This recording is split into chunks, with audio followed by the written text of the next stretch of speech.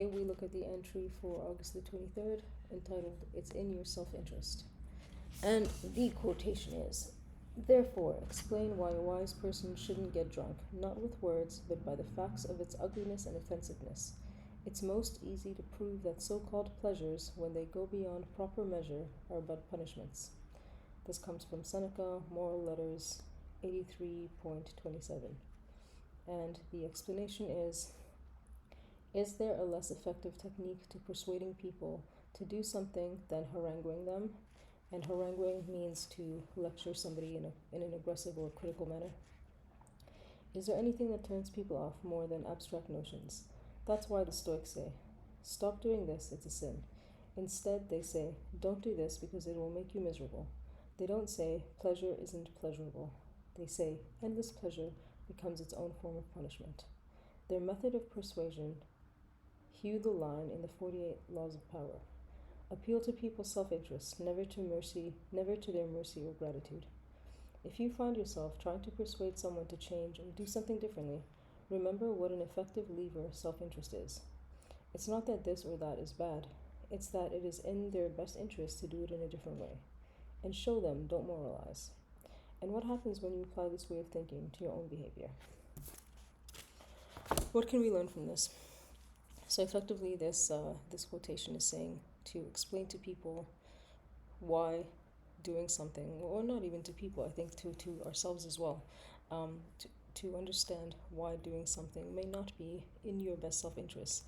And it argues that most people are most concerned with their own self-interest, why doing something or not doing something might affect them. So when trying to explain your perspective to someone, or to justify the way that you think something should be, or to, for example, parent, trying to explain the consequences of a certain action to their child, rather than lecturing them or haranguing them, as the word described, explaining to them the reasons behind you telling them not to do something or to do something. And this will resonate much more with a person, rather than telling them, don't do something because I said so. Because we all know that usually when a person is told not to do something, the first thing that they are going to do is exactly what they've been told not to do. But by explaining the rationale behind it, it will resonate much more with that person.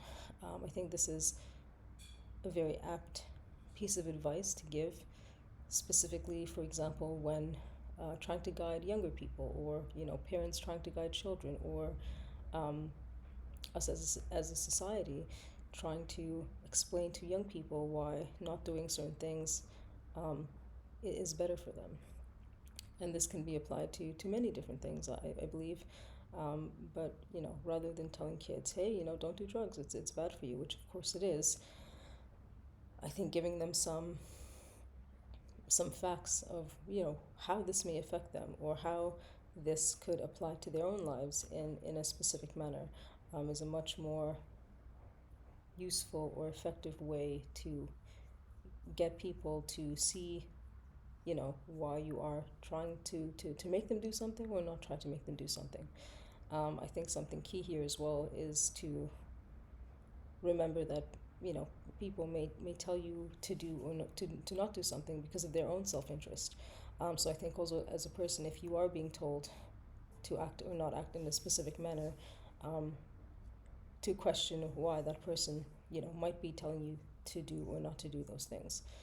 So I think it can somewhat be a double-edged sword, but in the context that this quotation is trying to explain, it's rather to assume that you have a person's best interest in mind, and rather than trying to tell them to do something or not do something for the sake of it, you explain to them why. And if we read the quotation once more, it says, "Therefore, explain why a wise person shouldn't get drunk, not with words, but by the facts of its ugliness and offensiveness. It's most easy to prove that so-called pleasures, when they go beyond proper measure, are but punishments." And I think that also one thing that this quotation touches on is this idea of hedonism to an extent. And a lot of the times we may engage in things that we perceive as being pleasurable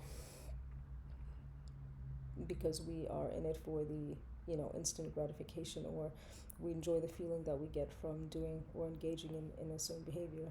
Um, but I think it's also key to remember that, pleasures taken too far become cages, or in this sense, the way that they described it is that they become punishments. And I think in the modern society that many of us do live in today, we are exposed to many things which do give us instant gratification, or we have the ability to choose things which give us instant gratification. But it's up to us to self-regulate and remember that, too much of a good thing is too good, so to say. All right, that's it.